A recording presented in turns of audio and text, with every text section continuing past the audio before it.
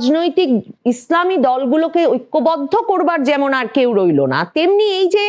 নানা পক্ষ নাড়িয়ে গেল, যাদের মধ্যে অনেকেই বাংলাদেশের চরিত্রটাই বদলে ফেলতে চায়। কেউ বলছেন বাংলাদেশের নারীদের 4 ঘন্টা কাজ করা উচিত, কেউ বলছেন বাংলাদেশের নারীদের আর বের হওয়া উচিত না, কেউ কেউ বাংলাদেশের নারীরা কে কোন পোশাক পরবেন ঠিক করে দিচ্ছেন। কিংবা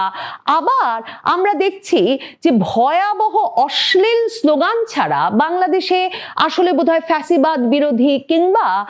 ভারত বিরোধিতার রাজনীতি করা যাচ্ছে না। এই পুরো প্রক্রিয়াটা সম্ভব হচ্ছে এমন একটা পরিস্থিতিতে যখন খালেদা জিয়ার মতো সর্বজন গ্রাহ্য ওই রাজনীতির আর কোনো নেতা অবশিষ্ট নাই। বাংলাদেশের সাবেক প্রধানমন্ত্রী বিএনপি চেয়ারপারসন বেগম খালেদা জিয়া আর নেই। 1 মাসেরও বেশি সময় ধরে গুরুতর রোগ শয্যায় চিকিৎসাধীন থাকবার পর আজ সকালে তার মৃত্যুর খবর এসেছে।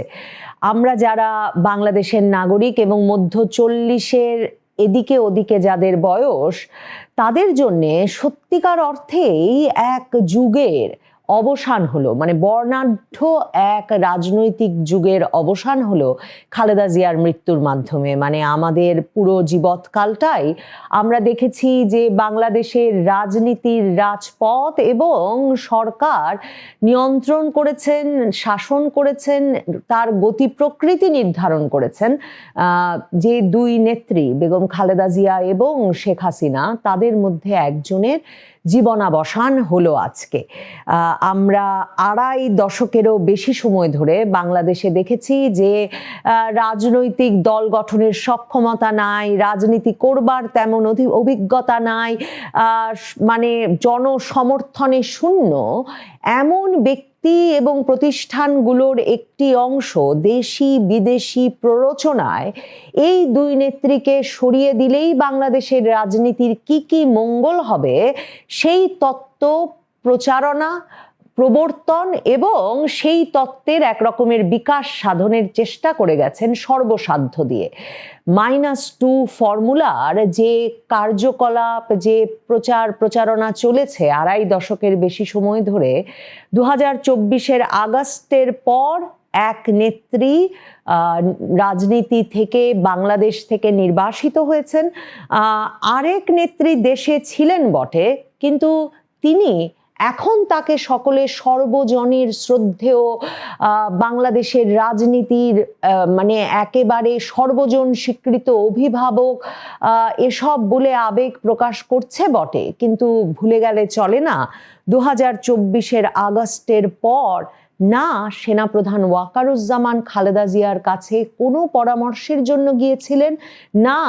যেই ডক্টর ইউনূস একরকম কোথা থেকে জানি প্যারিস থেকে উড়ে এসে বাংলাদেশের শাসন ক্ষমতা গ্রহণ করলেন, তিনি কোনো পরামর্শের জন্যে খালেদা জিয়ার দ্বারস্থ হয়েছিলেন, কিংবা খালেদা জিয়ার কাছে কোনো বুদ্ধি পরামর্শের জন্যে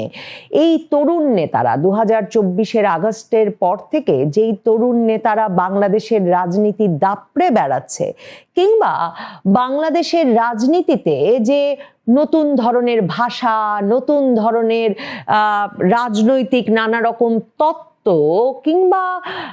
নতুন এক রাজনৈতিক ধারার দিকে বাংলাদেশকে ঝুঁকে পড়তে দেখা যাচ্ছে, তাদেরও কাউকে কিন্তু খালেদা জিয়াকে পরামর্শ নিতে বা খালেদা জিয়ার সঙ্গে কোনো আলাপ আলোচনা করতে 2024-এর আগস্টের পর যেতে দেখা যায় নাই। কারণ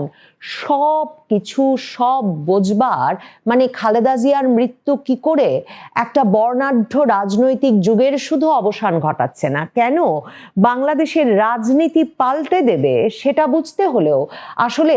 সেই জায়গায় ফিরে যেতে হবে যে কেন -2 এত জরুরি ছিল, কেন খালেদা জিয়ার দীর্ঘদিনের রাজনৈতিক মিত্র জামায়াতে ইসলামী সহ ইসলামপন্থী দলগুলো, যে দলগুলো খালেদা জিয়ার নেতৃত্বে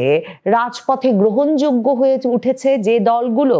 খালেদা জিয়ার নেতৃত্বে দীর্ঘ সময় বাংলাদেশের রাজনীতিতে রাজনীতি করেছে, বাংলাদেশের রাজনীতিতে জনসমর্থনের এক রকমের কেন্দ্রে এসেছে, তারাও কেন এই আগস্টের পর এখন বলছে বটে যে খালেদা জিয়া তাদের সকলের রাজনৈতিক নেত্রী ছিলেন, কিন্তু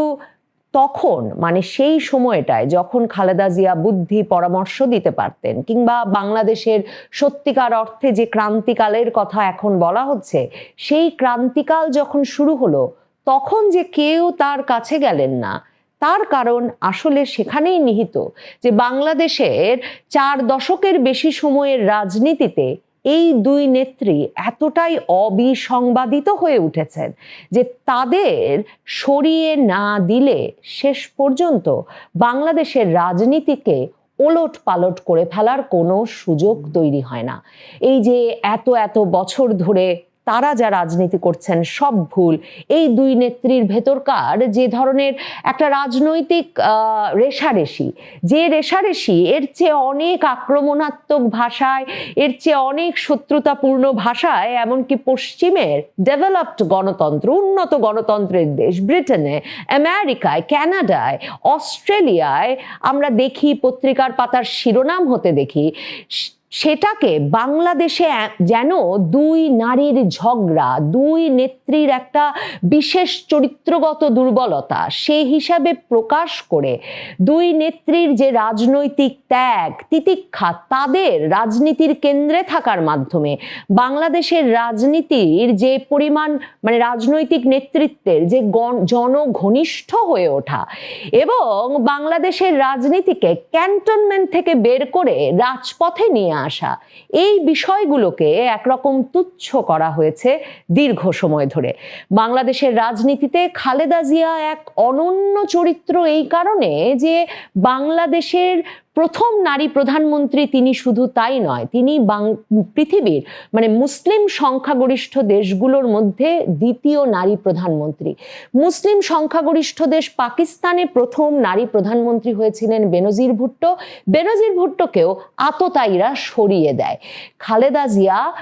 বাংলাদেশে প্রথম নারী প্রধানমন্ত্রী হয়েছিলেন, সে কারণেই তিনি শুধু অনন্য বৈশিষ্ট্যের অধিকারী তাই নয়, তিনি ছিলেন বাংলাদেশের ইসলামপন্থী দলগুলোর একজন সর্বজন গ্রাহ্য নেতা, যিনি কিনা একই সঙ্গে একই মঞ্চে ইসলামী ঐক্যজোট, জামায়াতে ইসলামী সহ ইসলামপন্থী দলগুলোকে আনতে পারতেন, যিনি কিনা এক কক্ষে বাংলাদেশের নানা আকিদার, নানা পথে বিভক্ত ইসলামপন্থী বা ডানপন্থার রাজনীতিমুখী দলগুলোকে একত্র করতে পারতেন, যিনি বাংলাদেশের সেনা সদরে জন্ম নেওয়া, ক্যান্টনমেন্টে জন্ম নেওয়া রাজনৈতিক দল বিএনপি, সেই বিএনপিকে একই সঙ্গে একটা ইসলামী আত্মপরিচয়, মানে ধর্মভিত্তিক জাতীয়তাবাদের আত্মপরিচয়ের রাজনীতির মাধ্যমে একটা ইউনিক রাজনীতির সূচনা করেন বাংলাদেশে। সেই অর্থে যে রাজনীতি আওয়ামী লীগের সেকুলার ধর্মনিরপেক্ষতার রাজনীতির বিপক্ষে বা বিরুদ্ধে একটা সত্যিকারের অন্য রাজনীতির সূচনা করবে, কিংবা অন্য রাজনৈতিক শক্তিকে শক্তিশালী করে তুলবে, সেই রাজনীতিকে তিনি যেমন নেতৃত্ব দেন, বাংলাদেশি জাতীয়তাবাদের রাজনীতিকে তিনি যেমন নেতৃত্ব দেন, যেখানে তিনি আওয়ামী লীগের বাঙালি জাতীয়তাবাদ, মানে বাংলাদেশের সংবিধানে 72-এর সংবিধানের বাঙালি জাতীয়তাবাদের পাশাপাশি বাংলাদেশি জাতীয়তাবাদ, যেখানে ইসলামী আত্মপরিচয়, ধর্মভিত্তিক আত্মপরিচয় অত্যন্ত গুরুত্বপূর্ণ, সেই রাজনীতির প্রধান মুখ হয়ে ওঠেন একজন নারী হিসেবে, একজন মা হিসেবে, একটা মুসলিম সংখ্যাগরিষ্ঠ দেশে। এবং তিনি কিনা বাংলাদেশের অপরাপর সকল মুসলিম ধর্মভিত্তিক, ইসলামী ধর্মভিত্তিক রাজনৈতিক দলের সর্বজন গ্রাহ্য নেতা হয়ে ওঠেন, যা কিনা বাংলাদেশের ধর্মভিত্তিক রাজনৈতিক দলগুলোকে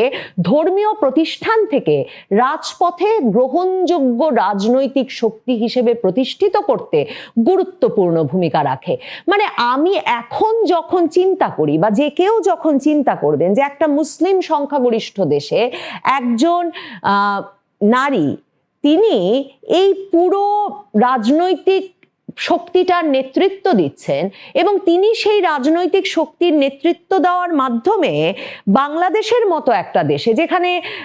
মানে 90, 92, 94, 94% মুসলিম সংখ্যাগরিষ্ঠ একটা দেশ, সে দেশে ইসলামী রাজনৈতিক দলগুলো, বহু মতে পথে বিভক্ত রাজনৈতিক দলগুলোকে তিনি যে শুধু একরকম ঐক্যবদ্ধ রাজনৈতিক শক্তিতে পরিণত করার শক্তি রেখেছিলেন তাই নয়, এর মাধ্যমে তিনি সেই রাজনীতিতেও একটা নারীর অংশগ্রহণ, মধ্যপন্থার জায়গা এবং যুক্তিগ্রাহ্যতার জায়গা প্রতিষ্ঠা করতে পেরেছিলেন। সে কারণেই সম্ভবত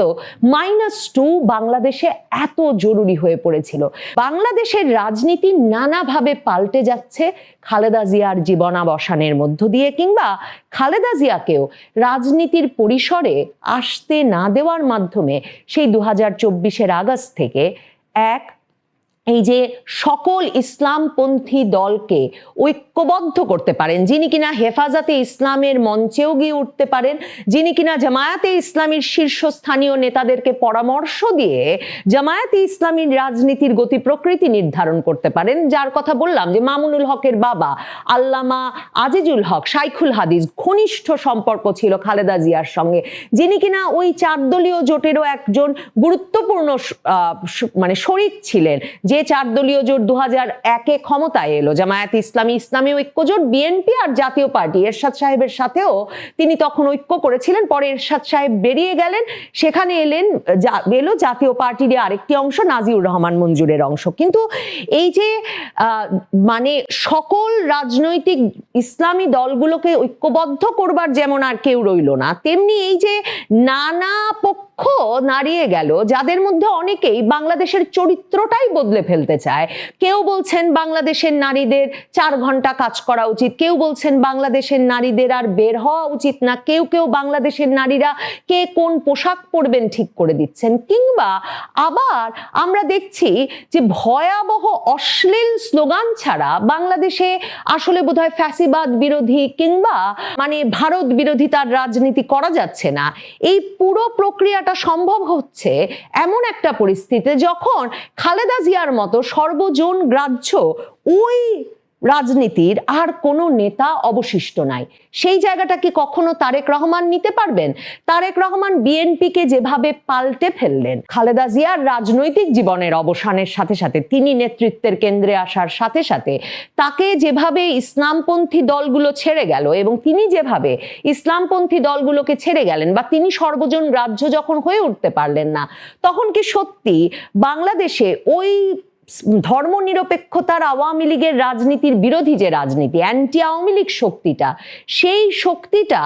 আসলে কেমন চেহারা নেবে তা ক্রমাগতভাবে একটা শঙ্কার কারণ হয়ে উঠেছে গত কমাসে। এবং খালেদা জিয়ার জীবনাবসানের মাধ্যমে নিশ্চিতভাবেই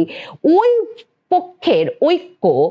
আর কখনো, কিংবা রাজপথে ফয়সালার যে রাজনীতি, মানে ষড়যন্ত্রের রাজনীতি বাদ দিয়ে, গুপ্ত রাজনীতি বাদ দিয়ে, নানা রকম মেটিকুলাস ডিজাইনের রাজনীতির বাইরে জনসমর্থন নিয়ে রাজপথে ফয়সালা করার রাজনীতিতে ওই পক্ষটিকে আবার ঐক্যবদ্ধ করা যাবে এমন কোনো কেন্দ্র, এমন কোনো ভর কেন্দ্র খালেদা জিয়ার পরে কিন্তু আর দেখা যাচ্ছে না। তারপর এই যে খালেদা জিয়ার জীবনাবসানের মাধ্যমে ওই রাজনীতিতে, মানে ডানপন্থা ঘেঁষা মধ্যপন্থার রাজনীতি কিংবা ডানপন্থার রাজনীতি, ধর্মভিত্তিক রাজনীতি, ওই রাজনীতির নেতৃত্বে বা নেতৃস্থানীয় পদে আর কখনো কোনো নারীকে দেখা যাবে সে প্রত্যাশা করাও একটা বাতুলতা মাত্র। কারণ মনে রাখবেন, ওই দলগুলো নেতা হিসেবে খালেদা জিয়াকে মেনে নিয়েছিল রাজপথে গ্রহণযোগ্যতার জন্য, কিন্তু ওই দলগুলোর কোনোটিতে নেতৃত্ব স্থানীয় পদে সেই দলগুলোর গঠনতন্ত্র অনুযায়ী নারীদের অংশগ্রহণের কোনো সুযোগ নাই। কাজেই বাংলাদেশের রাজনীতি বড় ধরনের চেহারার পরিবর্তন হলো খালেদা জিয়ার জীবনাবসানের মাধ্যমে, তার রাজনৈতিক জীবনের অবসানের মাধ্যমে